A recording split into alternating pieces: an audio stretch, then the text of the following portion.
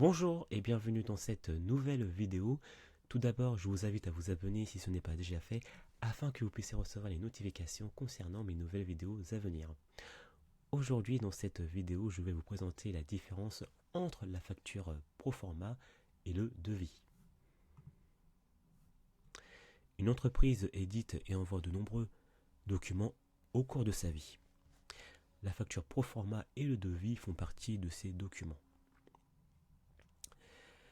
La facture Proforma et le devis se ressemblent mais n'ont pas la même finalité. Le devis est un document beaucoup plus répandu que la facture Proforma. Le devis est une proposition de contrat faite par le vendeur et ce document obtiendra une valeur comptable, légale et fiscale après signature de l'acheteur. Et la facture Proforma a uniquement un rôle d'information. Elle n'a donc aucune valeur comptable, légale et fiscale.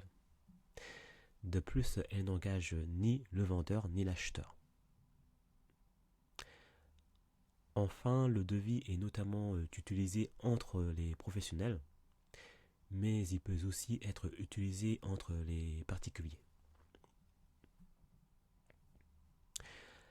La facture Proforma est notamment demandée par le client, et cette facture est aussi exigée lors de transactions européennes ou internationales.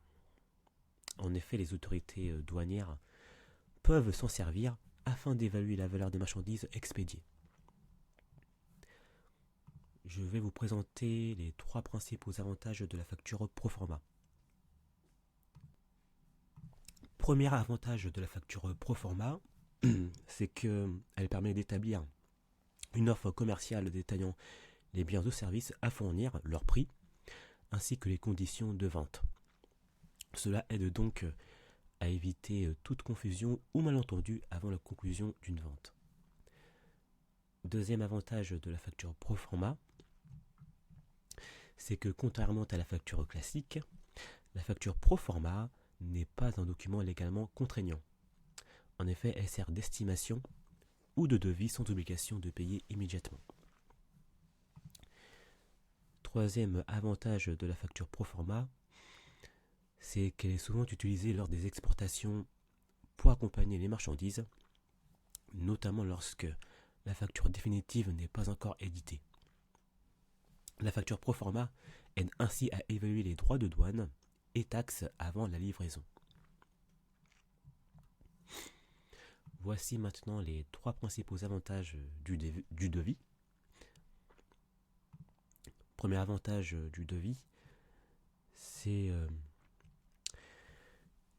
que le devis obtient une valeur contractuelle une fois qu'il est accepté par le client. En effet, le client doit signer le devis afin que ce document ait une valeur juridique. Une fois qu'il est accepté par le client, ce document engagera ainsi les deux parties, c'est-à-dire l'acheteur et le vendeur, sur les termes convenus, c'est-à-dire les prix, les délais et les conditions. Le devis protège aussi bien le fournisseur que le client, en cas de litige. Deuxième avantage du devis, c'est que le devis permet de détailler les prestations de services ou les produits fournis, ainsi que leurs coûts respectifs. Cela offre une transparence sur les tarifs et les services proposés. Le devis permet donc d'éviter les malentendus ou surprises lors de la facturation finale.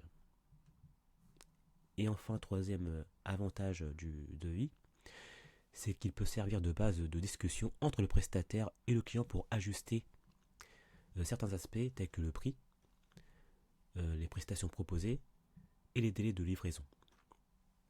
Le devis permet donc de trouver un terrain d'entente entre le fournisseur et le client. En conclusion de cette vidéo, que ce soit la facture Proforma ou le devis, ces deux documents sont essentiels pour encadrer une transaction commerciale de manière claire et transparente. Le devis engage légalement les parties après signature du client, tandis que la facture pro forma reste un outil informatif qui est sans valeur contraignante. C'est la fin de cette vidéo. Merci de l'avoir visionnée jusqu'au bout. Si vous avez des questions, n'hésitez pas à me les poser dans les commentaires. Et si vous avez apprécié cette vidéo, n'hésitez pas à partager, à commenter ou à liker. Je vous dis à très bientôt.